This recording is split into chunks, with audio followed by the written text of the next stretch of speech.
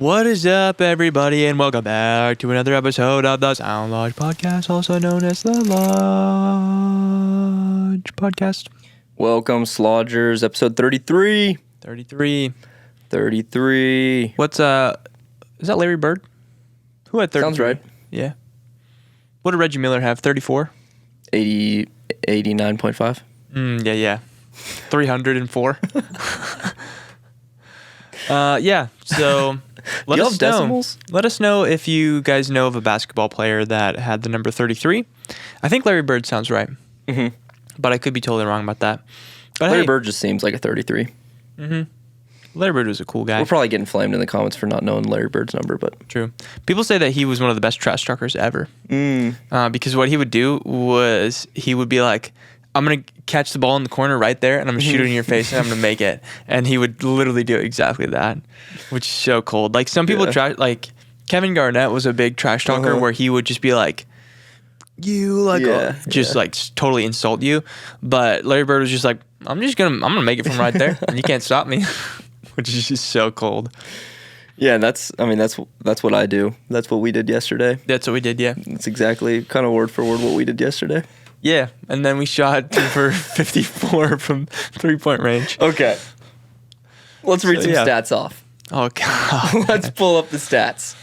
Anyways, guys, welcome to episode 33. We have a lot to go over. Should we pull up these stats? I think we should. You want to give them a background of what we're about to go over here? Yeah, so we joined a men's league. Actually, it's not really men's league because there's women that play in it. Yeah. We thought it was men's league. It's just a rec league basketball league, and we're not doing too well. We started off the season 0-2. Mm-hmm. Our first two official games yesterday. Yeah, our preseason record was 1-3. Mm-hmm. Our point differential is like pretty much, I would say, like 300 points of difference. In all of our games. So, yeah, we're not doing too well. No, not doing too well. Shooting percentage is like maybe 5% from the field. Mm-hmm. Yeah, it's not going well. But that's okay. We're there to have fun. Yeah, we're having fun. And get exercise. I don't need to talk about these. Yeah, the more you look at it, you're like, actually, yeah, I think I'm just going to not read off those. Yeah, once I have a good game, I'll pull up the stats. Yeah. It's a good play. Honestly, yeah, I'm surprised Caleb even did the stats because I don't think I'd be able to watch this game. Yeah, that was fun, though, looking through all of them. It was fun, yeah. It's cool to see. It's also, I think it is good because it's good to know, like, okay, what I can improve on and stuff like that. So, yeah. Basketball. Basketball is my favorite sport. Not very good. I love the way that you dribble up and down the court. Yeah. That's what we were saying there. They were saying that to us when we were playing. Yeah. No, it wasn't pretty. It wasn't pretty, but we had fun. Did we? No, not really. I got some exercise. True. So I had fun getting exercise. Dude, I messed my knee up. Yeah. I don't know what happened. I got a little skin knee from diving on the floor, and I got my hip is all like bruised. You can kind of see it. Yeah, I can't extend my knee. I don't even remember anything happening. Just when you're on the court, the adrenaline. Mm-hmm. You don't know what's going on, and then you get off and you're like limping around. Yeah. But hopefully this heals so I can get back to running. Yeah, hopefully. I'm an old man. Yeah, I was thinking about that. I'm feeling pretty old these days. Feeling pretty rickety. If I'm feeling this old at 24, it's not looking good. We don't have much longer, I don't think. Not looking good for us. Yeah. Guys, let us know in the comments. Do you feel old? How old are you, and do you feel old? How old are you, and how old do you think you are? Do you feel you are? Yeah, and how old do you think that people think you are? Ooh, 3-point category question. Mm-hmm. Answer in the comments below, and you're not allowed to watch the rest of this video until you answer it. We'll wait. Oh, I forgot I was going to bring up, did you see Williams' yeah, man. Song? Did you listen to it? Yeah. I didn't listen to it. I listened to like 20 seconds of it. All right, we're putting this at the start of the episode. Yeah. Shouts out the one and only William, Worn Crown. I listened to 20 seconds of it, but I turned it off. I wanted to listen to it first time. All right. Full song. The cover art's amazing. It's fucking amazing, yeah, dude. I didn't even know what it was for like the first 5 seconds I looked at it, and I was like, oh, wait, that's hot. So because William made this, I wasn't sure if it was going to be like satire or if it was going to like sound good. So I mean, it's William, where it's going to be good. We can all agree that there needs to be an adopted Asian baby song. Yeah, can somebody make that? Can somebody make the adopted Asian baby song real quick?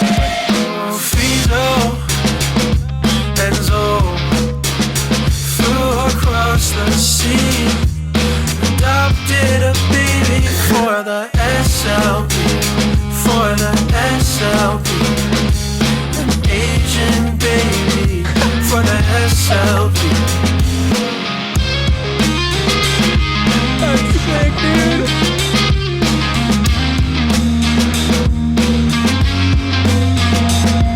Yeah, the baby's staying up all night, screaming till the morning light. Soul is up on diaper detail, officials out here editing reels.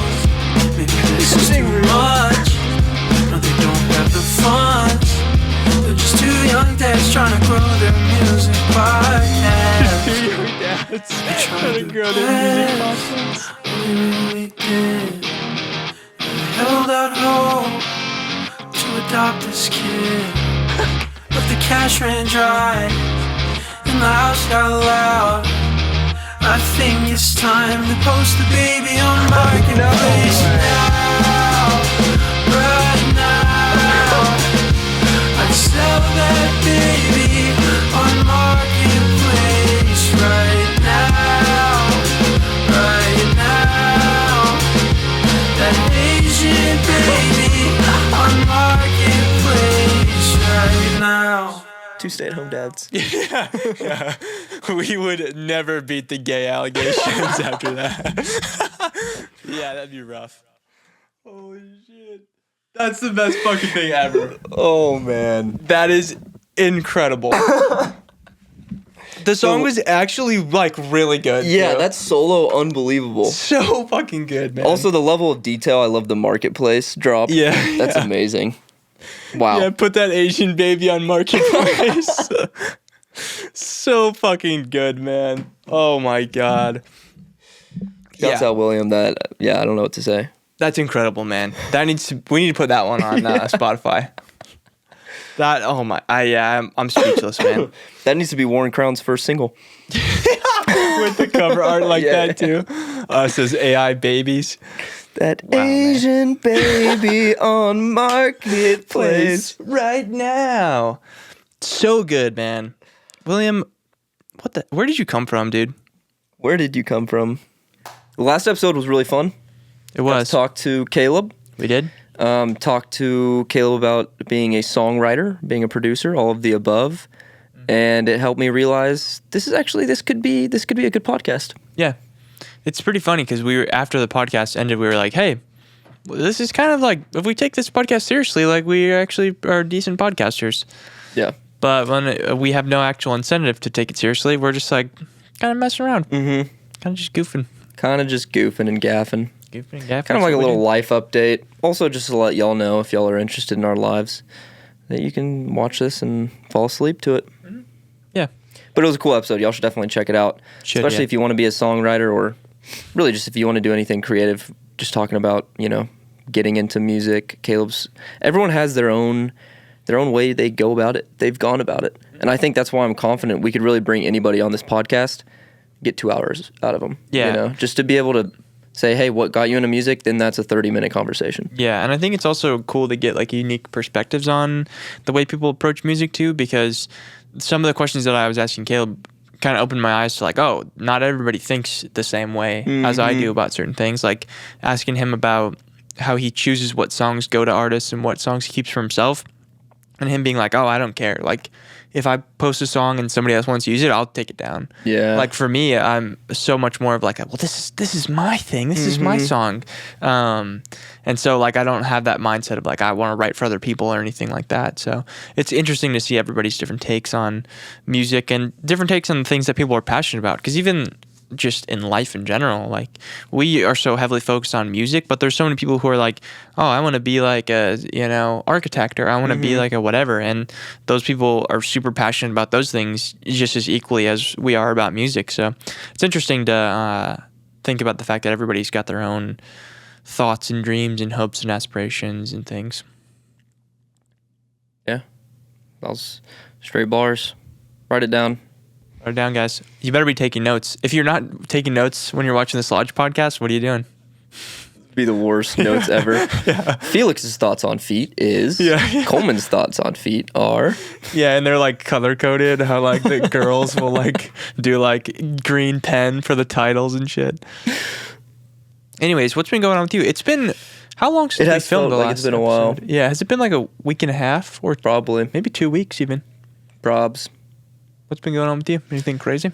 What's been going on with me? Editing video. Haven't written a song in a long time. Haven't made a song for me in a while, which kind of sucks. How come do you feel like you haven't made a song for you in a while? Last week was really busy because my boss was away from work, so I kind of had to hold down the fort. So I made some money, which is nice. Felt good to make some bread, but didn't really get a lot of time to work on creative things. Yeah. So been feeling kind of like down about that, So you wrote a song about how you're feeling down about that. Yeah. True. And then add it to one of the 90 songs that I have in progress. Yeah. I've got like 2 songs for Colin Payne that I could finish if I put my heart and soul into it. But I need to drop a video right now, so I need to finish that first. And then I got these other things I got to do. Yeah. That's what in this video, we're going to talk about kind of balancing life and art. And yeah, I want to get into some of those ideas, but that's really what I've been up to. What you been up to? What you been working on?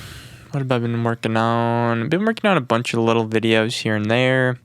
Working on some new music with vocals and stuff. Let's see what else. Nothing really crazy. I bought some mangoes from the store the other day.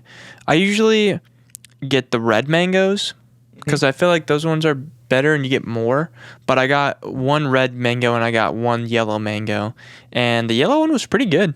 Really? I liked it a lot, actually. I was surprised because I had never really delved that deep into the yellow mango world, but it was good. I liked it a lot.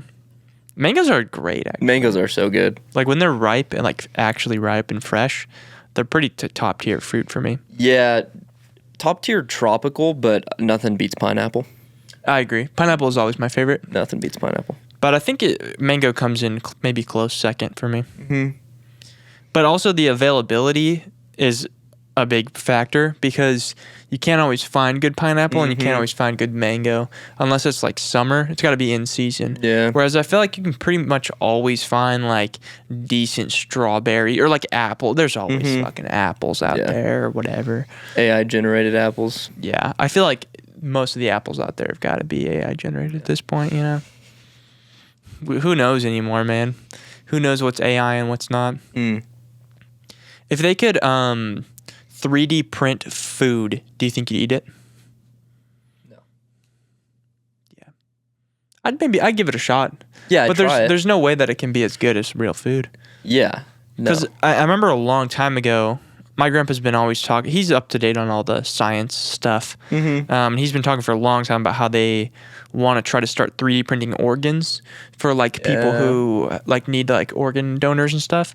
And so like 3D printing kidneys and livers and things like that. And so I haven't really heard much about it recently, but it'd be cool if they could do that. That's wild.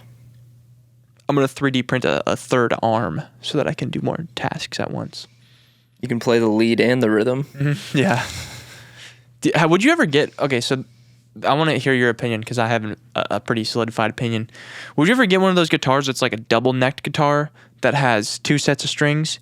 It's like a massive body with 2 necks out of it. How do you feel about those? I wouldn't buy it, but I'd try it out.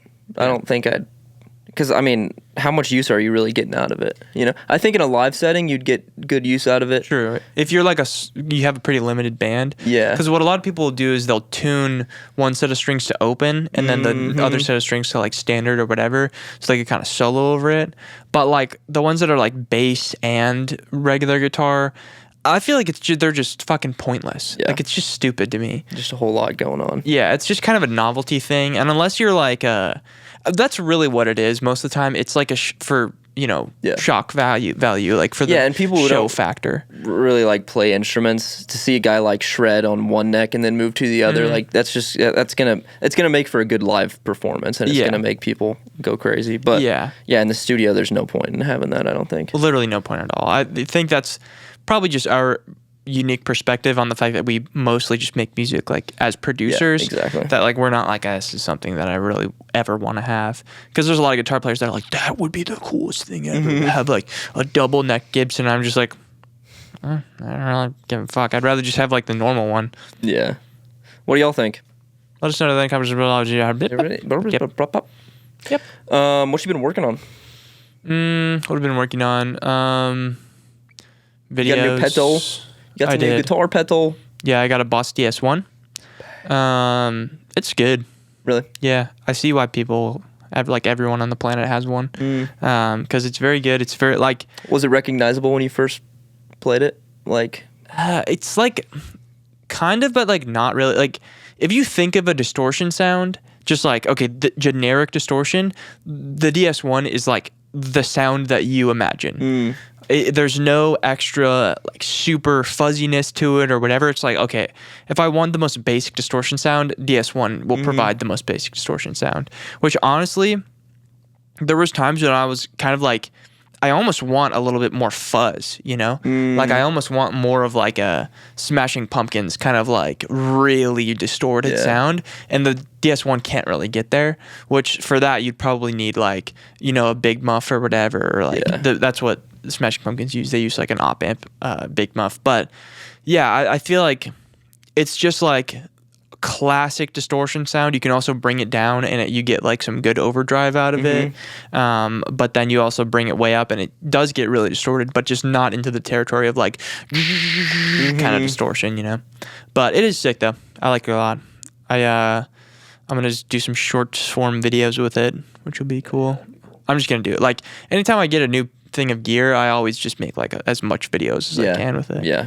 Which is fun. That is the nice thing. Like we can get fun gear and then kind of play it off as a business expense. That's how I justify buying new things. Is that I'm just like, well, I can make a video about it. Which, to be fair, that is a pretty valid thing, because like the amp video or whatever, I bought the amp for like $40, made a whole video out fixing it up, and the video has like 3,500 views. So it's like it does kind of justify getting new gear here and there.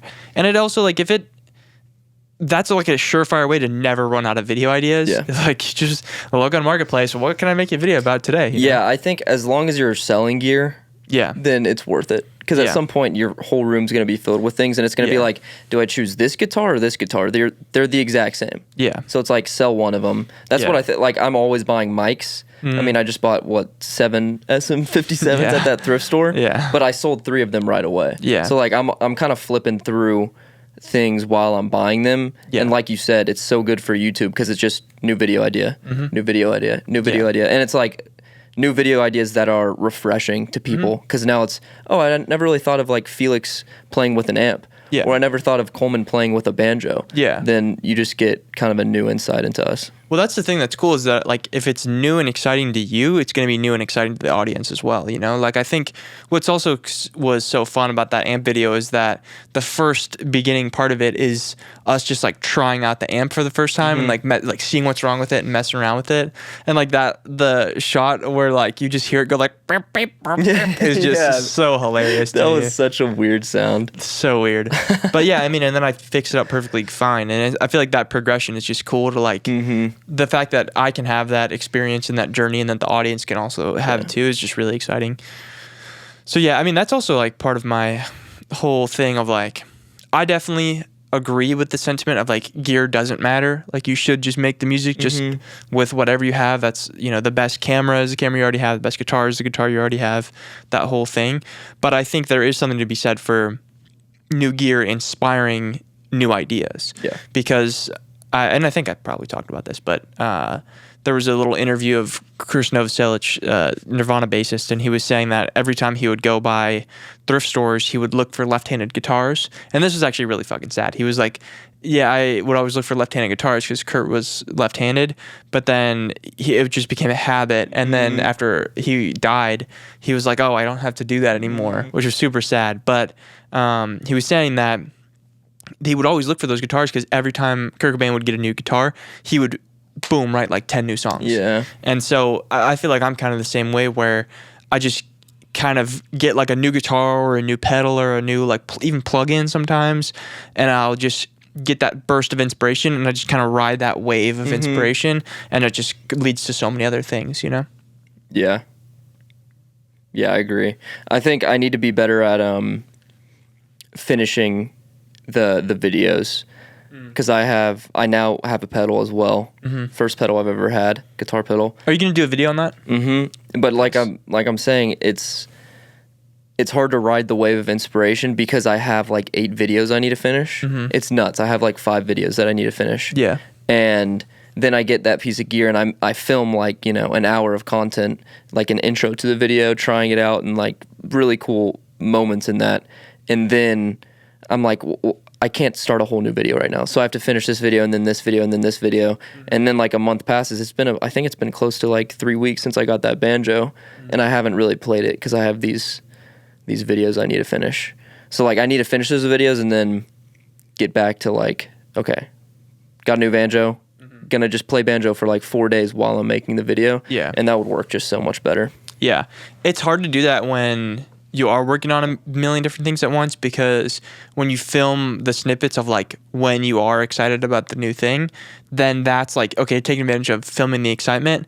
And then as time goes on, okay, well now I'm not as excited and like I'm not super inspired to like just pick up the banjo and make a whole video about it now when it's not new anymore. And so like I've definitely gotten that way before too, where I'll start a video and then I just kind of lose the inspiration for it because I'm like, oh, okay, like now I have to do this, instead of like, yes, I'm excited to do this. But then at the end of the day, it's like we get to make YouTube videos. And so we get to make YouTube videos, play music, and mess around with music gear. So we're living the life, really. Yeah, really. I mean, that's all I ever want to do. Yeah. That, and then also Stardew Valley. Yeah. We haven't played Stardew in a while. True. It's raining today. Or it's not really. It's raining. The weather. It's raining outside. Yeah, it's raining. It's raining outside. That's our excuse. I love how that's like the qualifier of like, oh, it's raining. We can play Stardew, actually. I like climb on the roof right over your window and I start dropping droplets outside your window. Yeah. And I shoot you a text, dude, it's raining outside. You just put like the hose on the top of the roof to where it just trickles down. Dude, did you see it's raining? It's completely sunny outside.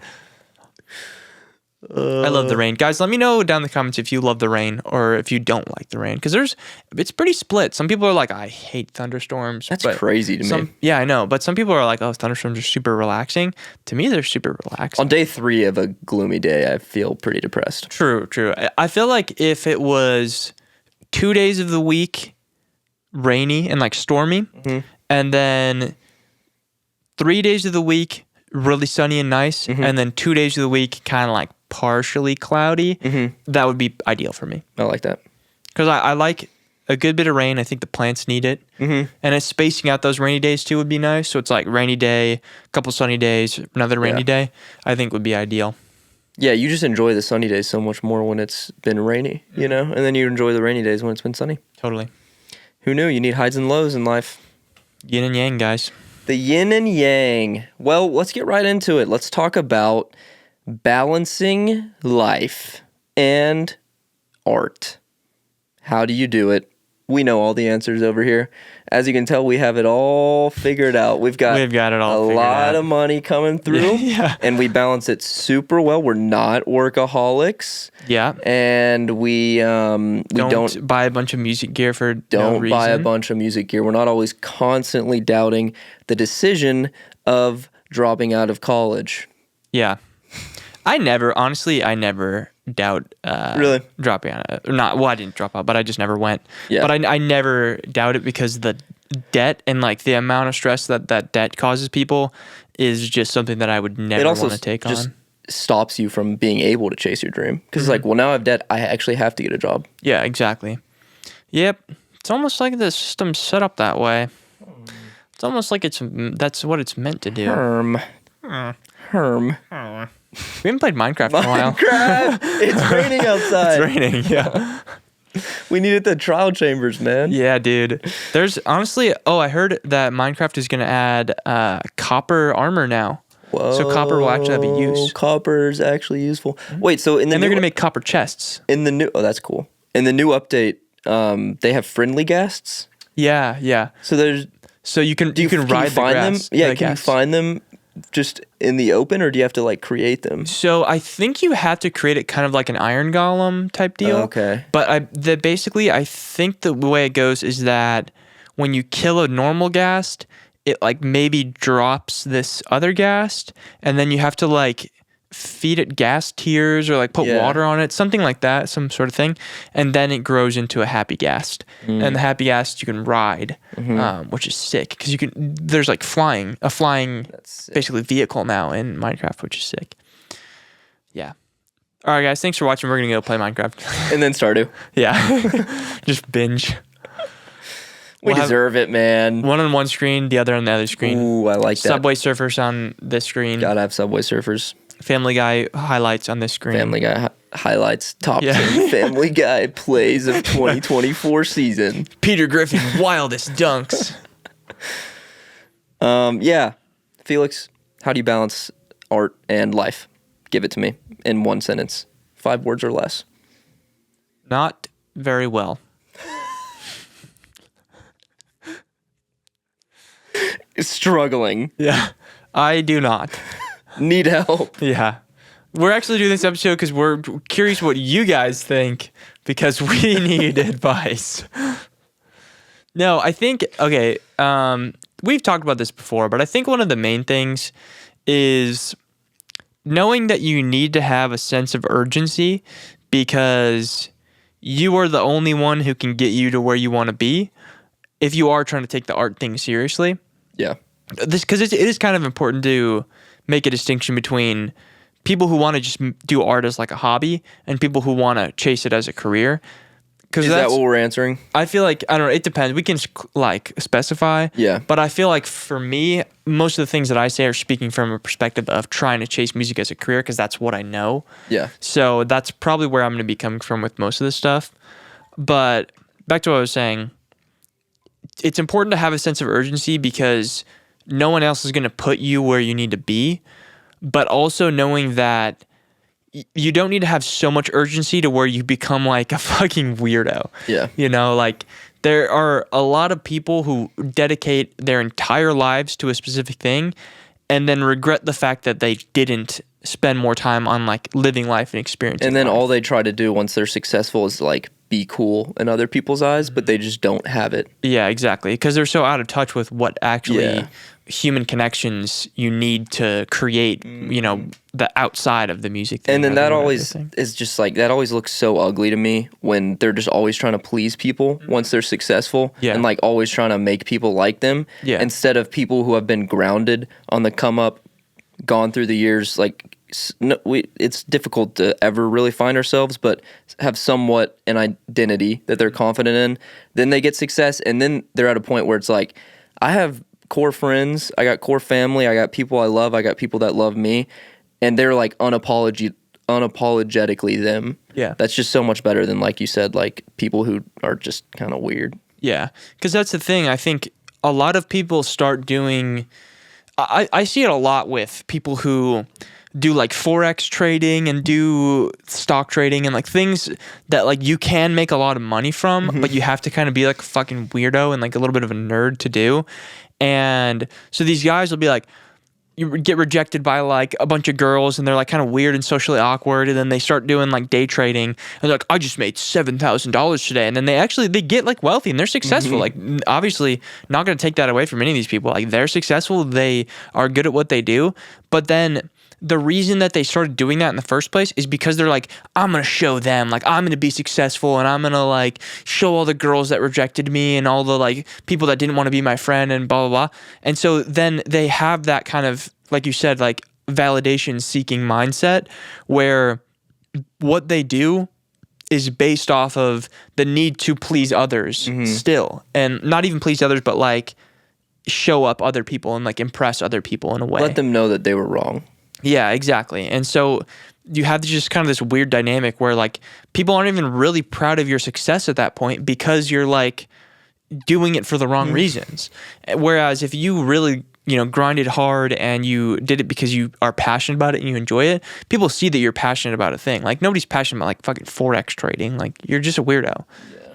But yeah, so I think, I got a little off topic there, but you touched on the idea of like don't lose yourself, but I think that's something that like I feel like I have something to say in that regard, but I also don't in the sense of like what are your thoughts on going hermit mode, going gremlin hobbit mode and monk mode as they call it, and just like shutting off everybody for a prolonged period of time and grinding it out?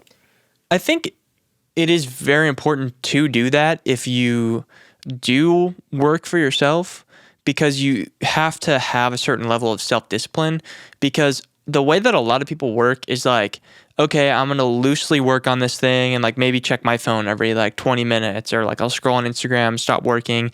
And so they don't really get into a proper flow state of like actual diligent work for a long period of time.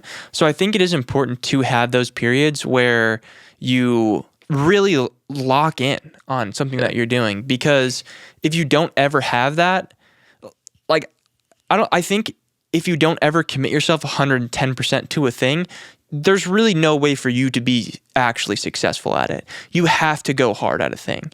However, that being said, the majority of people who do the whole monk mode thing will take like, whatever their time period is. People have different, variations of it, but they'll take 2 weeks of just absolutely locking in. They don't talk to anybody. They just only focus on work. And then they'll have a week of just, I'm going to just fuck around and I'm going to go party and I'm going to be a degenerate and all that kind of stuff, to balance out the fact that, okay, I was just like a weird antisocial person for the last 2 weeks. And I think just like anything in life, it's important to have that balance. So however you divvy it up, whether it's like, okay, for the first, 6 hours of the day, I'm going to lock in and I'm going to like put my phone outside of my room, lock it in a box. I'm going to, close all the curtains in my room and just only focus on my computer and just lock in. And then after that, I'm going to, go hit the bars and I'm going to go like, you don't even have to do that, but like, just, I'm going to go hang out with people. I'm going to go live like a normal human, but have those periods where you do hard work, because the thing that's going to set you apart from everybody else on the planet is the fact that you can actually do focused hard work on whatever you're trying to achieve, because most people can't do that. Yeah. So being able to do that is extremely important in some degree, That's what I think. Yeah, I like that. I think you're kind of touching on something I wanted to talk about, which is it's difficult to have a barrier between life and work. I mean, I've always struggled with this. I've always been like a workaholic. When I lived in Nashville, I didn't really talk to anybody, worked from 8 to 8, and then watched a movie and went to bed. And that was not healthy. Yeah. Moving back here has been very helpful in that. Like, there's been chapters when I've been really working hard on things, but also chapters where I've been able to kind of enjoy life and become a human again. Yeah. Which has been very helpful. But one thing that I am blessed with in this room is I was able to shut off spaces. So like this office, I only work in here. Yeah. I have my computer in here. I do watch YouTube. I need to stop doing that, but I never watch like movies. Basically what I'm just trying to say is that I have these curtains here. It separates like my bed and then my office, and I'm just blessed because this is a big room to do that. I wasn't really able to do that in Nashville. Right. I could have figured out a way, but these were like, it was, I think probably $150 to get like the curtains and then the stand and everything.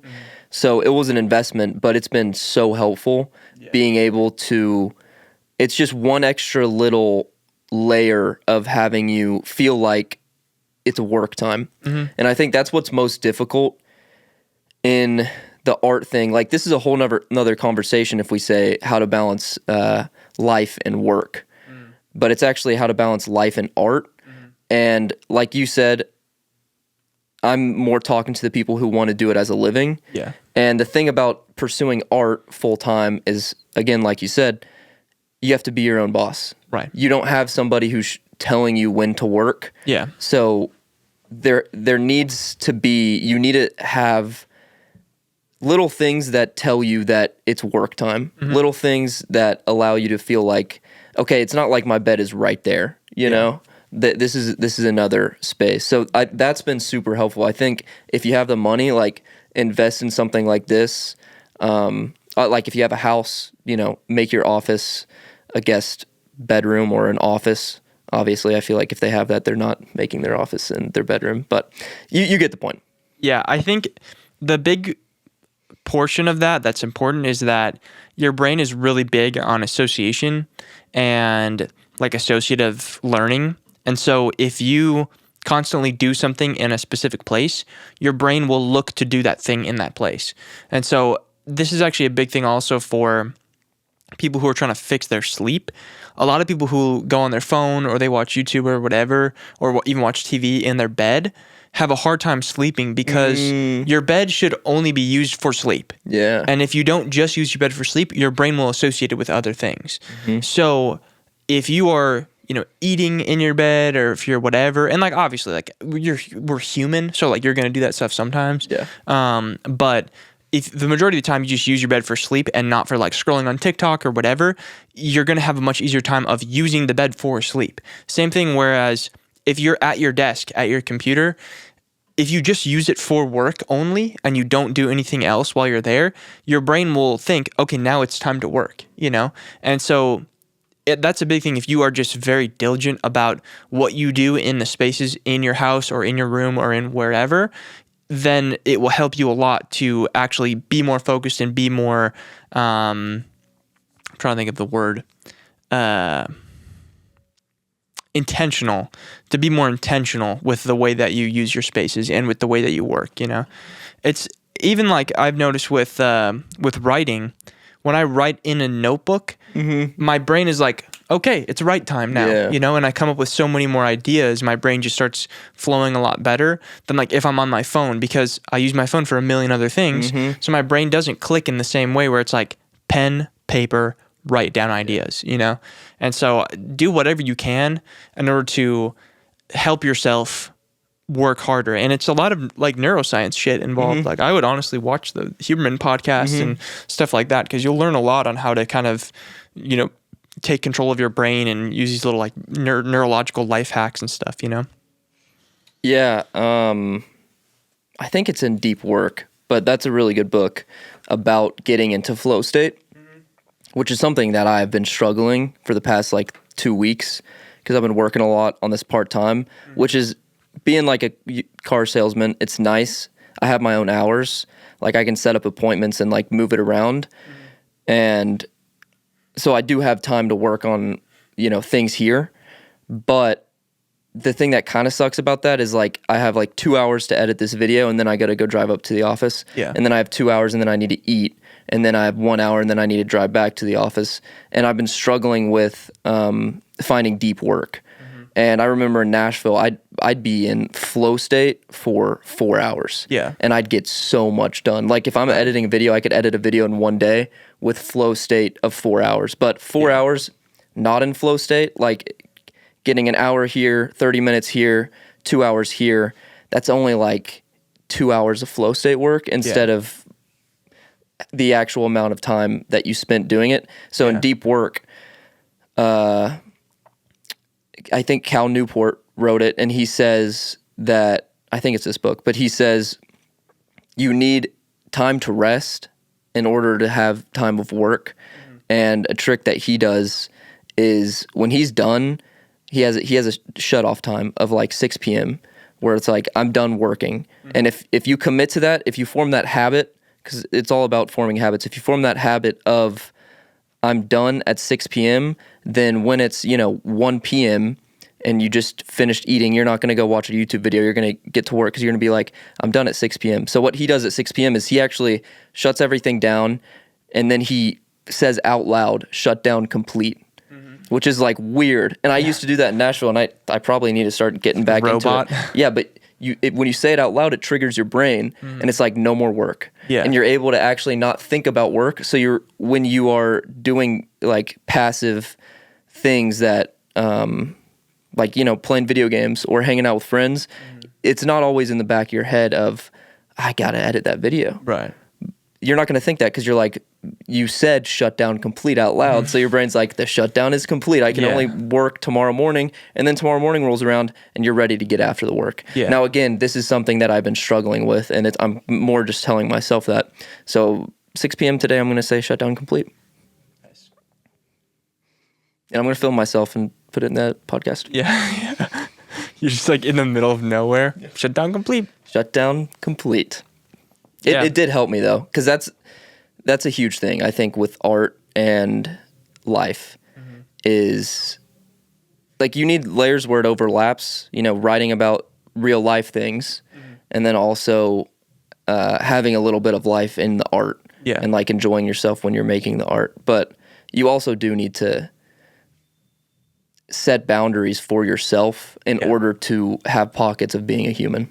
Yeah, I think limitations force you to kind of act on certain things, you know, where the same thing with limiting even the space that you work in or the gear that you use or whatever, it forces you to think outside of the box. And I think in the same way where if you limit yourself like that, where you say, okay, I'm cutting off work at 5, like you said, it kind of lights a fire under your ass to be like, okay, well, then I have to get as much done as possible before it gets to 5, you know? And so I think, it's important to limit yourself in a way. And that's definitely a big thing. I guess, that could be a big main point, is limit yourself when it comes to balancing work and life, because that's, like you said, same with me. I used to approach YouTube and music in a really unhealthy way, where I would have no limit at all. I would work until the video was finished. That was my limit. And it was like, I would sometimes stay up until, I would literally not sleep. I would stay up until 7 a.m. Like it would be 12 a.m. to 7 a.m. And then the video needs to go up at 10 a.m. Yeah. So you might as well stay up another 3 hours. Yeah. So sometimes I would just straight up not sleep. Sometimes I would sleep for like an hour and a half. It would just be like pure work until the thing is done, the task is done. And I think like I said before, the sense of urgency is important, but it doesn't have to be that urgent. It's like if I drop the video one day later, not a huge deal. And it would save me a lot of my health. I'm thinking, because that's kind of what I asked when I asked originally what your thoughts of monk mode are. Because we both have had that chapter. Of like when you were in Chicago, when I was in Nashville, we both had chapters of... Yeah, I don't consider that monk mode, though. Monk mode is like when you just straight up lock in and for like a month straight or however long people do it. And it's not like unhealthy work. It's just deep focused work where you're not paying attention to anything else. Like a lot of guys will they won't talk to girls. They won't hang out with friends. They don't do anything. They don't leave the house. It's just only work. And then they obviously have time where they will meditate or whatever, but it's mostly like locking in with the healthiest possible habits for like a month straight and mainly focusing on work. Cause it'll just be like, wake up, maybe run. Everybody's schedule looks different, but obviously, wake up, run, work, go to the gym, work more, turn off, sleep, okay, wake that makes up early. Sense. So that's monk mode. What we did is gremlin mode. Yeah. It's like unhealthy. Yeah. Gremlin mode is what we did for sure. So do you think gremlin mode, everybody should try that? Or do you think are you telling people like, don't do that, actually just continue to have your life and work on the art on the side? Do you think that's necessary? I think go with the monk mode option. Like you can do what we did in a healthy way. I think what we did is not sustainable, and everybody ever who's done that has said it's not sustainable. So just go with the monk mode option, where you take a lot of sacrifices. You just cut out a lot of things in your life. You cut out, hanging out with friends for a while. You cut out with, talking to girls for a while. You cut out eating fast food. You cut out all the bad stuff from your life and only keep the good things. That's like the healthy version of what we did. And I would suggest that to people, because that will probably get you a lot farther, not just in what you're doing, but also in every other aspect of life. Like if you're going to the gym consistently, if you're, doing, healthy eating consistently, it's going to propel your life a lot further than like, I'm just going to stay up as long as humanly possible until this video is finished. I think that's the unhealthy way, but definitely do the monk mode thing. I think that's important for everybody to have those periods of time. Yeah. But yeah, I think another thing, this was a point that I was going to make earlier, but as far as balancing life and work, it's important to, or life and art, sorry, it's important to have kind of novel experiences where you're going and doing things that are not within your usual routine. And I actually saw a study on this today where they were saying that the majority of people's lives basically stop at like 21 or 22 because your brain, the way that your brain perceives time and the way that time moves, whether it's fast or slow, is based upon having novel and new experiences. And by the time you're like 21, 22, you stop really having novel experiences and you settle into routine. So routine is like one of the biggest things that leads to time perception speeding up. And so if you're able to continue doing fun shit, doing new stuff, and having novel and new experiences, you're going to feel a lot more fulfilled in life and you're going to appreciate your life a lot more. And so I think not only just being like, okay, I'm going to have a life outside of music or life outside of whatever art form that I'm doing, and I'm going to, I don't know, like just hang out with my friends and do the same thing every single time. Rather than that, go and do things that are exciting to you, rather than like it's your life, quote unquote, being just anything that's not work. I think it needs to be things that are actually fulfilling to you, because a lot of people will take like, oh, okay, like my life, the life aspect of it is just everything else. I don't really think it's everything else, I think it's the things that you enjoy outside of what you do, like going and, whatever you're into, like reading or gardening or like whatever the fuck you want to do. I think everything outside of music or whatever that you're passionate about, that's like the life that I consider, Yeah, I agree. I think every time I go to a concert, I walk away and I'm just so much more inspired about what I do. Or like you said, literally anything else, just going out in general. And that doesn't mean you have to go out to the bars and get drunk and then be hungover for the next 8 days. Yeah. That's a lot of drinking. Be in a coma for the next 4 months. That doesn't mean you have to do that. Yeah. You can, but... But yeah, that would make time move very fast. Yeah, time would move very fast if you did that. Yeah, no, I think like you're not really gonna feel fulfilled, and you're gonna feel like there's always an issue with how you balance the work that you do and your life. If your life outside of the work consists of like, I'm just gonna, watch The Office for a couple hours and then, go to sleep or scroll through TikTok. I'm gonna just be on Instagram. You're never really gonna feel fulfilled doing that. So it is very important to have other things that you enjoy in life other than just the work that you do. I think that's a big factor that not a lot of people talk about. Life and art. One way to ruin both sides of life and art is social media. Scrolling, and just scrolling. Stop scrolling, because both your life will be ruined, because once you're done working, and again, this is for people who are trying to do music full time.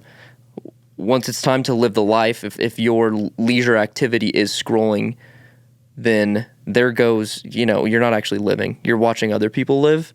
And then you're also getting more depressed because you're seeing how good their life is. Yeah. And then the art aspect as well is everybody has their own path, and watching like music related short form content and seeing how other people are living through these little snippets will instantly make you doubt yourself even more. not that you already doubt yourself so much for choosing to do this thing. So then like both sides are just going to be slowly destroyed if what you're doing in your leisure activity is being on social media. Yeah. And also the thing is, the whole life imitates art thing is a pretty valid, quote.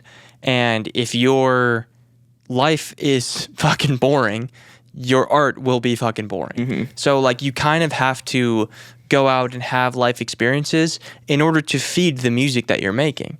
I think this is something that we've talked about a bunch, and something that we talked about big time when we first got here was that you have to go out and do stuff in order to have songs to write about and things like that. Like even, it's funny because I'm reading Game of Thrones right now, and they talk so much about songs, like the songs they sing about like the kings and the knights and things like that, and they would just make up songs about whatever's going on at the time. And it's funny because people don't really like do that anymore. Well, obviously it's like medieval times and it's like a fantasy world, but like back in medieval times, they would write songs about just things that were happening in the world, or like, famous people that were, I don't know, knights or whatever, like royal family people. And it's just funny how that art that they were making was imitating the life that was going on around them. And it's happened for bajillions of years, but now it's like, there's no crazy shit that's happening that people are making songs about, I feel like, anymore. Yeah, I remember during the like anti-war era in the 70s, like they were doing that. People don't name drop it as much as they used to in the olden times. Yeah, true. I feel like there's not a lot of, like thinking of like Donald Trump, Mac Miller, that came to mind. But like people don't really do that anymore. Yeah. I think I don't know what it is. Maybe because they know immediately this person's going to see it. Instead of it's just going to be like a folklore song. And maybe they'll hear it, but everybody's already singing it. I don't know. You know what's also interesting that I thought about too? It's when people mention like current events or names or times or whatever, it immediately dates the song. And it's funny because there's a song, that Planet P project, the vinyl that I got, I was telling you, there's like one good song on it or whatever, but that song is funny because he's telling this like outer space scenario, and one of the lyrics in there is like, the last man to be here was never heard from again. He won't be back this way till 2010. And it's funny because that was in like the 80s or whatever. Yeah. And like 2010 was like their futuristic time. Yeah. But it's cool to hear. Like honestly, for me, it's not a problem. But I feel like for a lot of listeners, they'll hear something like that and be like, oh, this is an old song, or like whatever. And I think sometimes people just don't get it. Like if you're talking about a current event or you're talking about a specific person, people just can't really relate to it sometimes. And so like a lot of people, it's easier to just talk about like, here's kind of a generic experience that happened to me, because I guess more people relate to it. But I always like to hear specific, like very specific things when people talk about them in music. It's cool to me, Yeah. I agree. Another thought on life and music and life and art and all that is, dude, we're on a floating rock. True.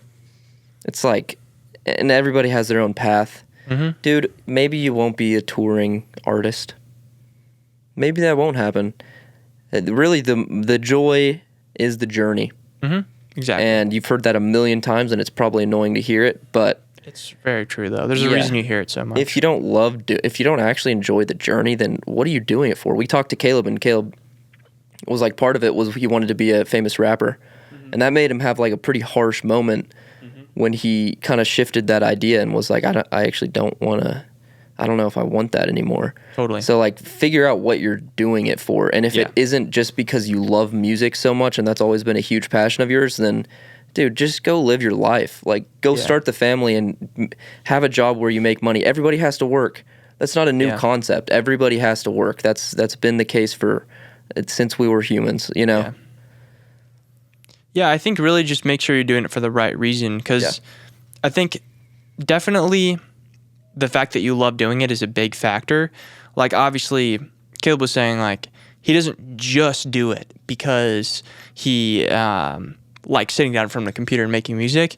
It's also because like you want to be financially stable, you want to have some of that recognition and stuff like that. But like if your inspiration is like, yeah, I want to, help make music that's relatable to people, and I want to make something that resonates, and I want to make like a long-lasting legacy and things like that. Like if you're doing it if you have a drive that is kind of true and pure and gonna make you feel fulfilled, that's how you know you're good, But if you're like, I'm gonna show them, like all the people who said I couldn't do it, it's not sustainable, and it's not like a fuel that's gonna last for a long time, because you'll realize eventually that like no one gives a fuck. Yeah. Also, once you do reach success, then what?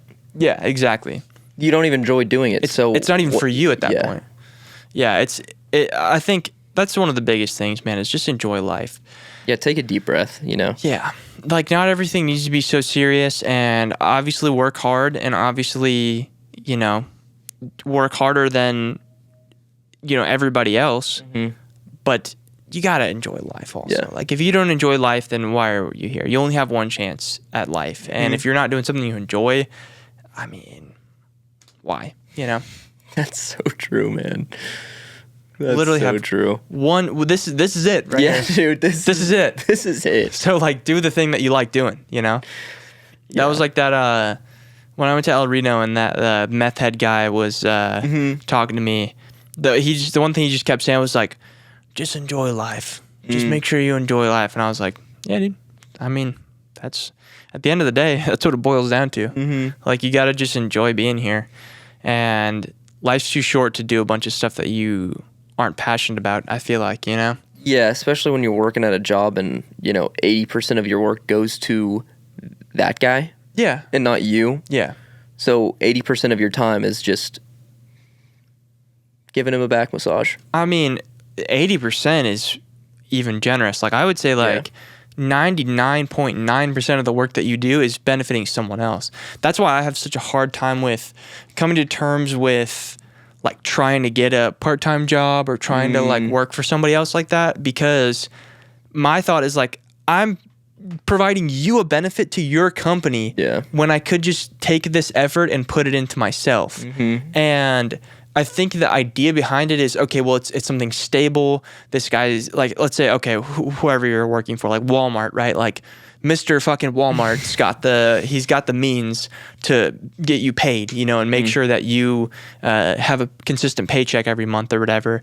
And that's the benefit in your eyes. But the thing is, you're giving up your time, you're giving up your effort, you're giving up your life force in order to benefit fucking Mr. Walmart's business. And so you could take all that time and all that energy and all that effort and invest in your own business, invest in yourself.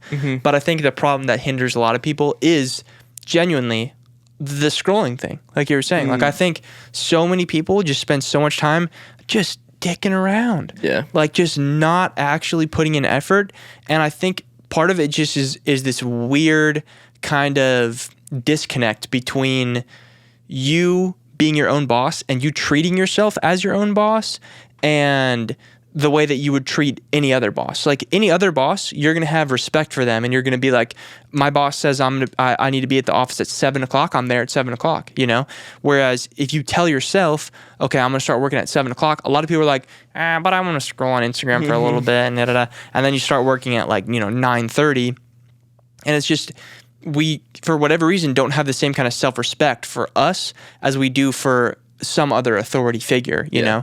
And so it's really important to respect yourself enough to be a hardworking employee for yourself, Because at the end of the day, that's what you are. Not everybody, I mean, 99% of the people don't have the money to quit the job and like put the hours into themselves. Yeah. So I think start saving some money so you can get to a position to where you can quit, and then you can start just working for yourself. Like, most of these people who are listening, they want to quit their job, but you have rent, you have all these other things. First of all, cut out every expense that you have other than food, rent, and then maybe a few things where you can have fun, but set a budget of like your fun money and make it extremely low. I think if you want to make art for a living, stop going out to bars, stop doing X, Y, and Z. Yeah. You have to live way, way below your means. Yeah. In order to even just set yourself up to pursue a path like that, Yeah, build a savings. That's what Caleb did. Caleb built a savings working a year and a half at a car dealership in Nashville, built up his savings, and he's been living off that for 3 years, doing music full time. And now he's getting to a point where he might even have to get another part-time job because, dude, guys, money does not pay well. I'm telling you right now, it's taken us like 5 years each on YouTube doing it like full time to get to a point where we can even kind of scrape by to pay rent. Which is crazy to think about. So it's like, it's hard to tell everybody like go quit your job because like I wouldn't tell you that. I would say spend the time when you get off your full-time job or your part-time job fully grinding on the YouTube, on the music, whatever it is, fully grinding on it and understanding that this is an investment. This is all delayed gratifications. You have to put the work in for like 4 years before passive income takes so much time to build. And we're at a blessed point where like we get a YouTube check every month. Like the passive income from all the work that we've put in is paying off slowly, and it's slowly rising. Sometimes going down, and you feel like everything's you're gonna jump off a bridge. But it just takes a long time to build passive income. So it's also not really passive either because you have to maintain it, which I feel like is definitely one of the things that, like, if we want to look at the devil's advocate portion of the discussion that we're having, like, I am 100% at fault for not uploading as much as I should have been, as taking advantage of as many of the monetization options that I could have been with my YouTube channel and things like that. Like, I think that's a big thing you realize when you do kind of work for yourself is like everything that happens to you is your responsibility. And that's hard. Yeah. Liberty means responsibility, and that's why most men dread it. Yeah. Some guy in the 1700s. Yeah. Some guy said that. I was going to make another point about Caleb. I just love that guy. He never said he loved me. Never said. No, he did say he loved me. He did, actually. And right in the beginning, you were saying he was like, "Oh, this is all just a ploy to get me to say I love you." And so he didn't specifically say but it. I can cut but it. You can. Yeah, I can chop it up. Yeah. Let's go. Yeah. Basically, what we're saying is, you know, the first 2 years you're going to pursue art as a full-time job. Good luck. First, like, fucking 5 years is gonna suck. You're going to need some savings. Yeah, definitely. Yeah, I think if it's what you want to do, you are going to need a big cushion of savings for sure. Yeah. And also, once you get there, you really do have to be diligent about not just the art aspect, but also the making money from the art aspect is a huge thing because just some people are like, oh, yeah, I'm just going to make music all day. It's not really like that, you know, like the making music portion that's like fun and you think about like, oh yeah, this is like what I want to do. I want to make music all the time. That's like maybe 10% of it, dude. Like if even that. That is actually maybe 20% of it is the act of actually being in whatever DAW you use. Yeah, and then the other percentage is like, I gotta fucking mix this track, I gotta edit this video. I gotta make this TikTok, dude. Yeah, so there's a lot of bullshit that comes with it too. Like it's just like any job. There's a lot of stuff that you don't want to do, and here's that the comes thing. with it. If you don't want to do it full time, you can not do that. You can just have your job and then just make the music. Honestly, that's probably a better play for like 99.9% of the population. That's a better play. That's where I'm struggling because I'm doing this part time. I'm not working too many hours, but I'm doing the part time, and then I'm getting back here. And I thought the part time would help me, just make music. Like that was something I was looking forward to. Not thinking so much about money to where I could just make music. But the thing is that when I'm not doing my part time, I get back here and I have YouTube. And YouTube is like, I kind of see YouTube as work as well. Yeah. To where I need to drop a video. I mean, it's basically a full-time job as it is. I need to drop a video. So when I get home, I'm not making my own music. I've made my own song in like 2 months. Yeah.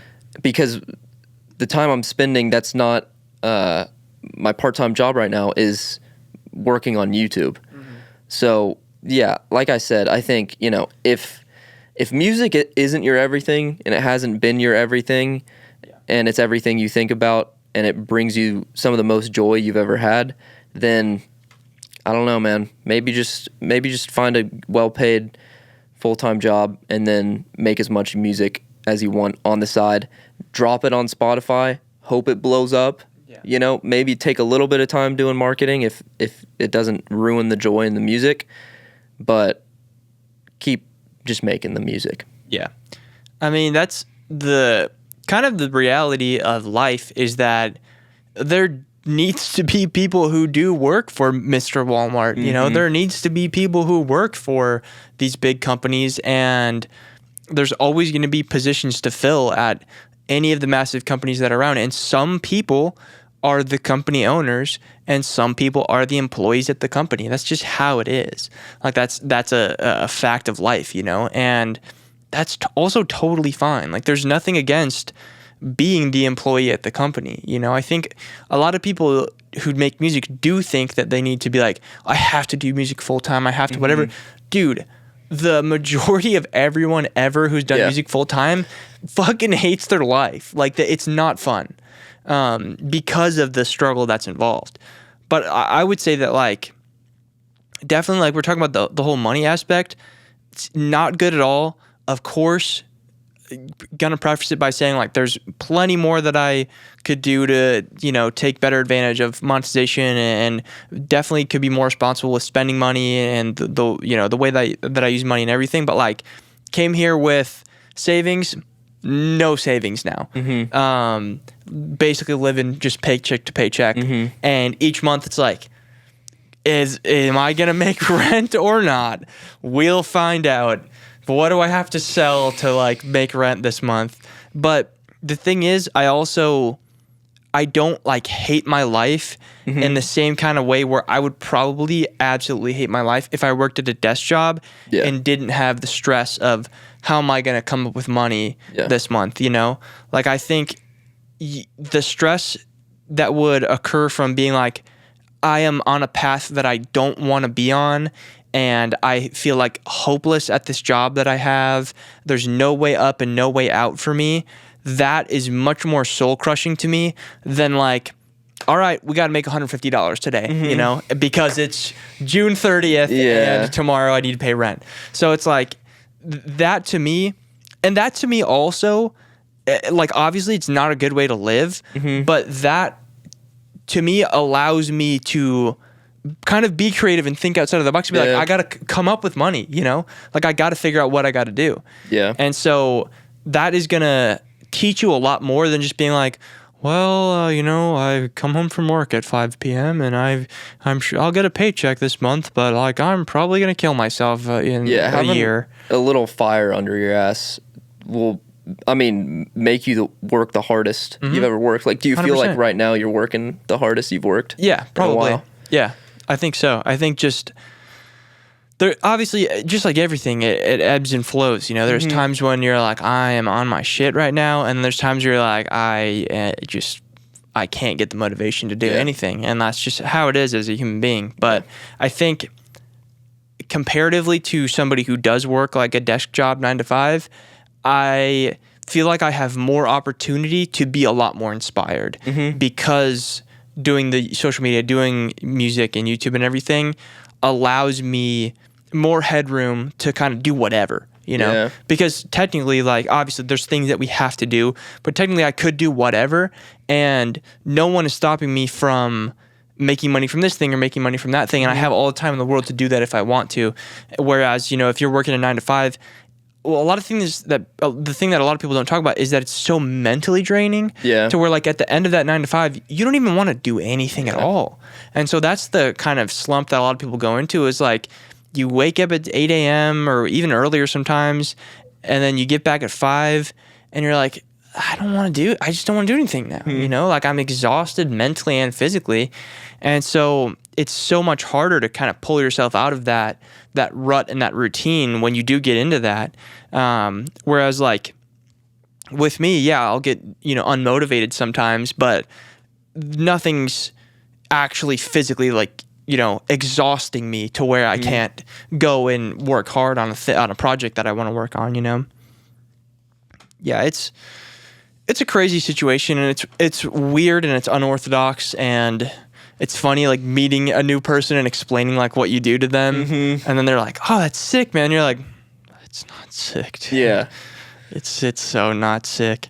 It's like, dude, you could play drums and bass and guitars, man. And I'm like, I don't give a fuck, man. Yeah, dude, I was talking to one of my friends, I won't name drop, but they were like, dude, I just want to say, like, I've always not like looked up to you, but I've always like thought of how cool of what you do for a living, and I just had to be like, dude, I had $200 in my bank account like 4 months ago. Yeah. Like you don't want this. Yeah. You know, like it is really fun and I'm blessed, and the way my brain works, I'm able to do this because I'm just a weird guy. I'm not very conventional, but I feel like for a normal person, and my friend I was talking to is not a normal person. He is really creative, but to most people, seeing like an artist, it's like mesmerizing. And it's like, how do they even do that? And then you get to know them and you're like, oh, you're weird. Yeah. Like you're fucking bizarre. Yeah, this makes sense why you were able to do this. So that's a really good point. It does take a fucking weirdo. Yeah. Like you need to be weird. Yeah, we're weird, man. We're very weird. We're very weird. Like, well, that's the thing also, like not only does it take a weird person to go against the grain and do something that is like really scary, you know, and against the status quo of what everybody else is doing, like not go to college, do this thing that there's no guarantees that you're going to be successful at. There's no guarantees that anybody's going to watch anything you do or listen to any of your songs or whatever. It's so batshit insane to just even do that in the first place.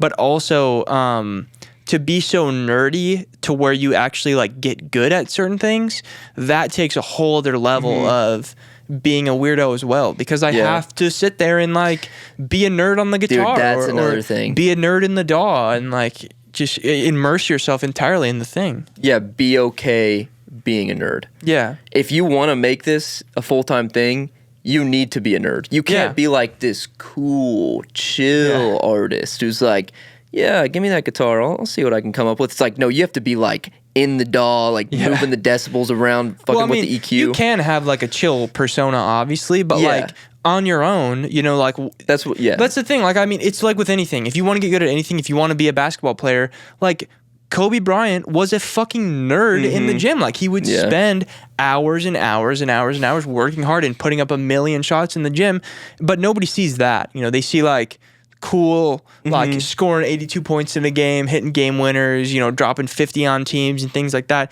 You see the cool. And with a lot of art, like that's basically what you're saying. Like with artists, you see the cool. You see the songs are really cool. You see the kind of what we put out there, the lifestyle, like social media sometimes, like people on tour and all that stuff. You don't see any of the other stuff. And that's what social media has done a lot, is like you don't see any of the shit. You know, you see what's good. You see the polished, finished product, but you don't see what goes into it. And sometimes it's not pretty. What I'm saying is like be obsessive more than be a nerd. Like be a nerd too, because you got to study. You're not going to school for this, so you got to study. But we're also so much different, dude. I went to OU for a year, which is a big college, and all my friends were having a blast, and I was like, I am not enjoying myself. Like, I love hanging out with my friends. Almost every night, we'd all just hang out in the dorm. But, like, going to class and then doing other things, I was like, but where are we going? But what are we doing with this? Yeah. You know, like, I did the most creative major at OU, which was creative media production. Because part of me was like, oh, they're going to teach me how to be a YouTuber. Or, like, teach me how to be an independent creative. Yeah. But I get there, and they're all like, this is how you please this media company. This is how you make this type of documentary. Don't step out of the lines. And I'm like, this is creative media production. Why am I not learning how to be, like, an independent creative?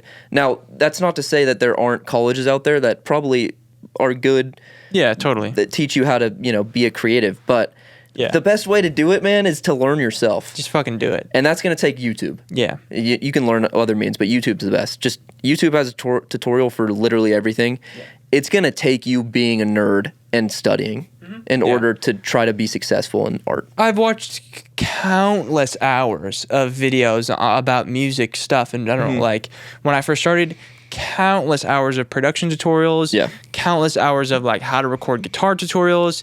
Also now it's like countless hours of gear videos and how does this pedal sound, how does this amp sound, how do I fix this amp up, and like it becomes your life. Like it's not a thing where you know, with a job you're like, I got to get better at sales and like I got to, do this thing. Like you're not passionate about like, oh yeah, I want to be really good at selling shit to people.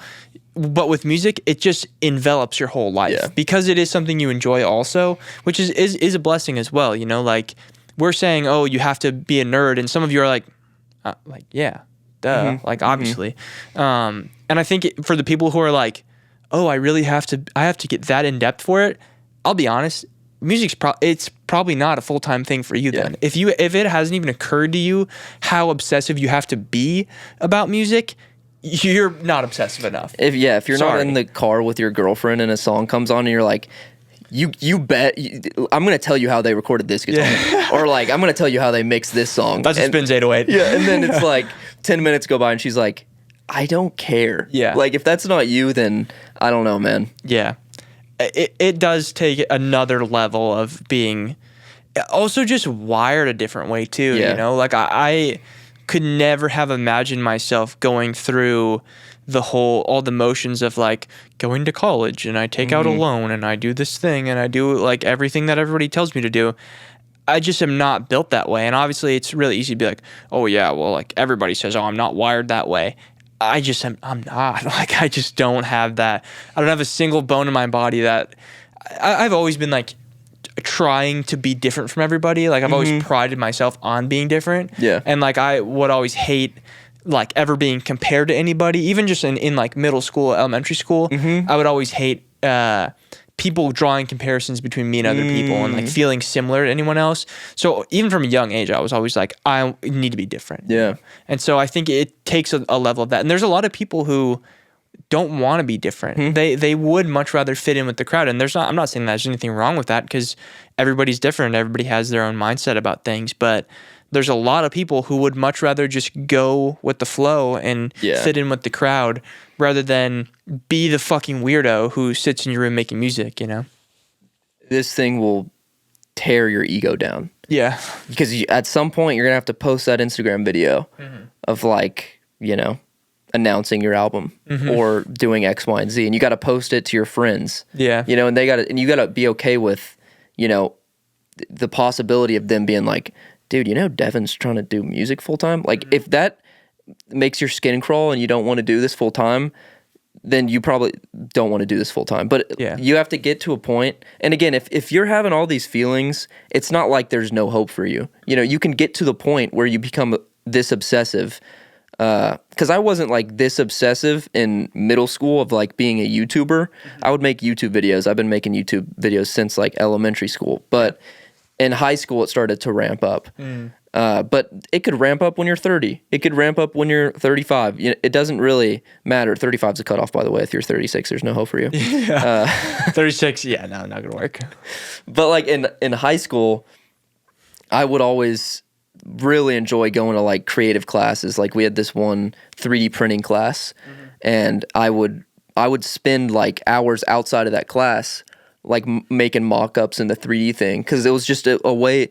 I was like, this is what's for me. I don't like the math, I don't like the science, and obviously I think we need a little bit of it. I think we don't need that high of a level of science. We don't need past like 7th grade math, dude. Honestly. When have I ever used algebra? Yeah, literally when have I never. ever used algebra? Yeah, there's so many things. Like, it's insane, man. Genuinely, I do not think you need anything past a 7th grade math education. Especially with Google now. Yeah, dude. Like, that is all obsolete. We need to rethink the schooling system. I agree. There's so many things. And also, like, in my opinion, the basic shit that they teach us, people don't know. Like, when it comes to, like, basic grammar, too, or, like, basic math, people don't even know, like, simple math shit. Where it's like, dude, why are we making these people do fucking pre-calc when they can't even do, like, basic multiplication, basic division? Or, like, why the fuck are we having this guy study Shakespeare when he doesn't know the difference between the there, and there? Like, that's fucking absurd. Like, obviously, we could get into a whole rant about the schooling system because we're it's so retitling fucked. this to schooling. Yeah, our thoughts on school. Yeah, we hate school. I mean, dude, the thing is, if you are a smart person, you are probably fine capping your education at like 8th grade. Yeah. There's not a whole lot that you need to learn. That doesn't mean stop doing everything after 8th grade. That means like now you're on your own, learn on your own. Honestly, I think I have learned so much more outside of school than I ever learned in school. And even the things that I did learn in school, they were never taught to me in a complete way or in a way that was even digestible to me. So those things that I've learned, I've gone back and relearned them just on my own anyways, you know? Like so many like we learned so briefly about like the Roman Empire and stuff like that. I've just gone back and learned that stuff on my own because I'm interested in it now and interested in actually learning about it properly and not in like the, you know, of course the schooling system is like a lot of fucking propaganda anyways. But learning the good about it guys just on my won. own. Yeah. Go USA. Yeah. Vietnam did not happen. It's not a real war. We did not get our fucking asses kicked. Yeah, so, I mean, yeah, be a weirdo. I mean, we've always been fucking weird, for sure. Yeah. Be okay being a weirdo. Yeah. If you're not okay being publicly a weirdo, then hey, man, it's okay to do music as a hobby. That's what we're trying to say. Yeah. Well, also the thing is, too, like, it's hard for us to give advice about music in a way because there are so many different musical avenues. Yeah. Like talking to Caleb is a really good insight. Obviously, if you haven't seen that episode, you should go watch that because it provides a whole other perspective to, because we're very kind of like outgoing when it comes to music and what we do, whereas Caleb's a lot more reserved. And I think there's, you know, categories for both types of people out there, and a lot of people who watch our stuff are probably more reserved. You know, they're more held back about posting their stuff or showing their face or whatever, and so it's interesting to get that perspective. But yeah, we're very outgoing with what we do. I forgot the first point that I was making. Oh yeah, but there's a lot of different avenues that you can go with in music, and we have kind of the, I don't want to say expert perspective, but that's the best way I can put it. We have the expert perspective on our paths that we followed, but there is no two paths that are alike when it comes to music and it comes to any sort of art career. So you have to figure out what is true to you and what works for you, because that is not going to be the same as what works for me. Like you can't just copy my whole personality and everything that I've done on YouTube, because it's not going to work the same way for you. Like you can try, but it's just not going to work the same way. And I have gotten to where I am because I just have stayed authentic throughout my whole life. Yeah. Same with you, same with anybody who's, I mean, I don't want to speak for anybody, but for us, we've been authentic, and you have to be authentic to yourself. And if yourself is not exactly what we're describing, like you post the YouTube videos and you post the "Did I just make the fucking song of the summer" TikToks and stuff, like if that's not your avenue, find what is your avenue and follow that. I think it's really important to figure out yourself, and then you can figure out the path that you want to follow. I totally agree with that. And that brings up the point of when you were talking about how like you're struggling to pay rent, there are other ways that you could be making money. But if you... Selling my body. Yeah. If you start... How serious you took that. Yeah. Good. I've thought of it before. No, if you start like, you know, breaking promises to yourself and start being not following your authentic self and... your identity, you know, you could make money contacting one of the 50 AI companies that email us about, hey, we steal vocals from independent artists. How about you shout us out in your next video? It's like we get so many DMs from companies wanting to sponsor our channel, and 90% of them were like, I'm not going to do that because like my audience trusts me. So like there's ways that you can make money. So many other ways that you can make money, but what you've done so far has brought you success, and that's being authentic and saying no to things where you don't think it aligns with your identity. Yeah.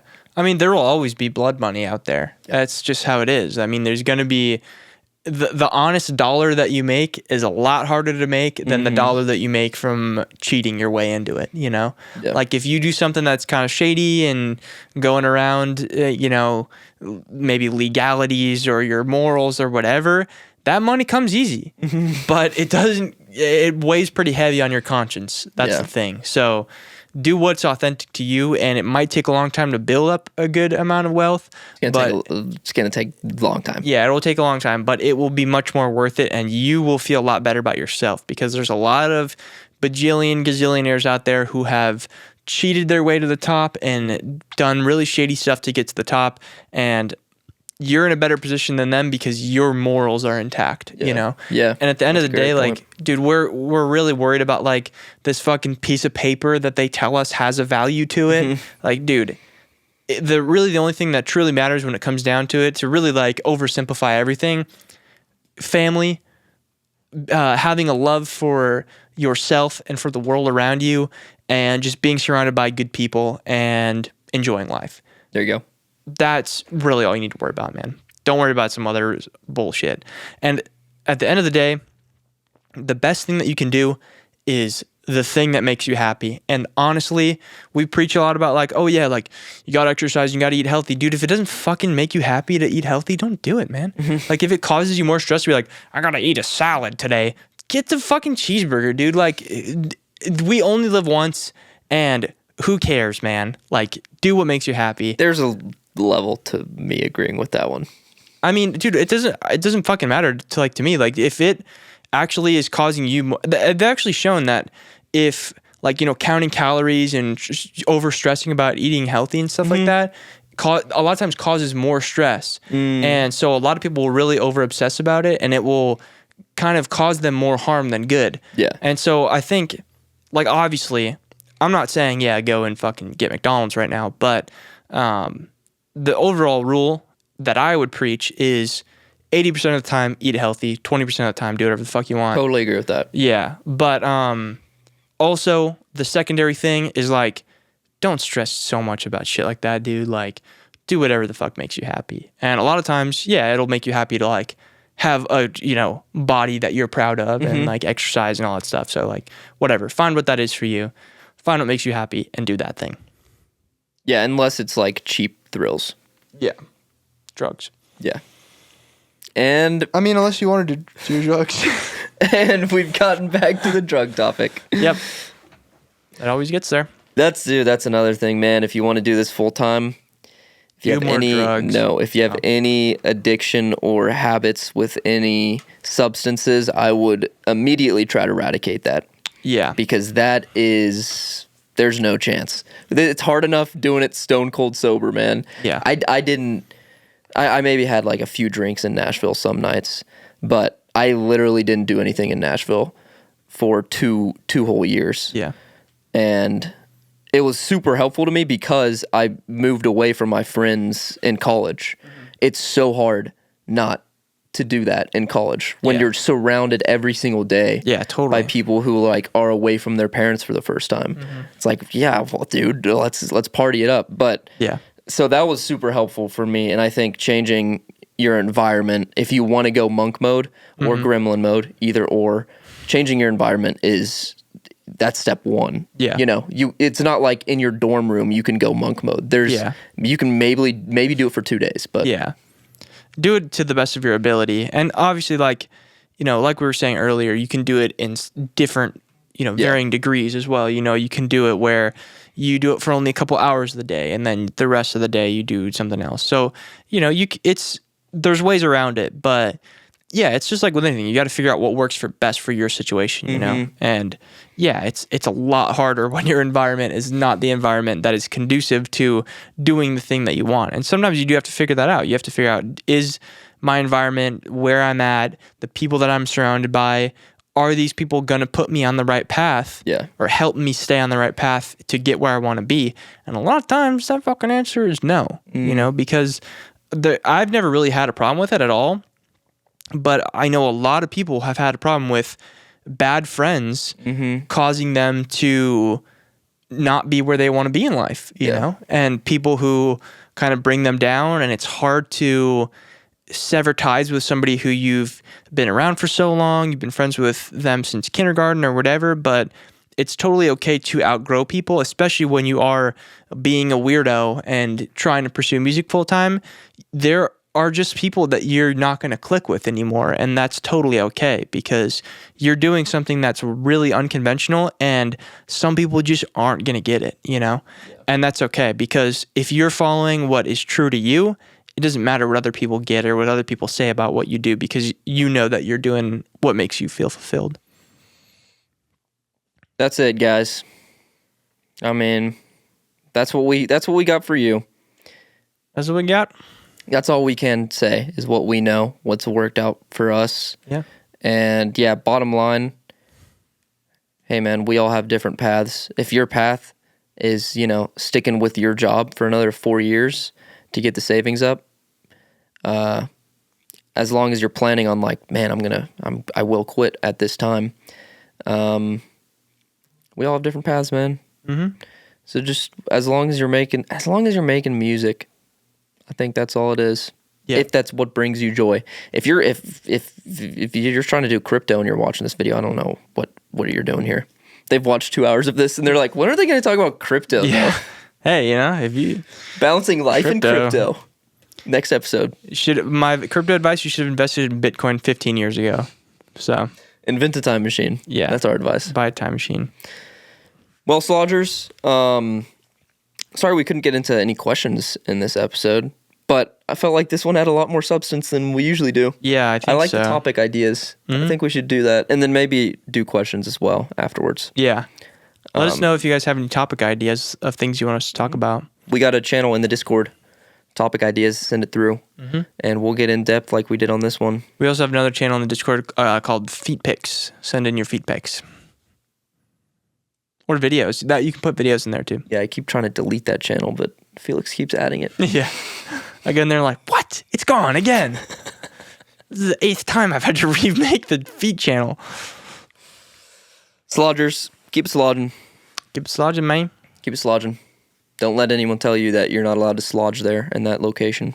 Oh, I forgot I was going to bring up, did you see William's yeah, man. Song? Did you listen to it?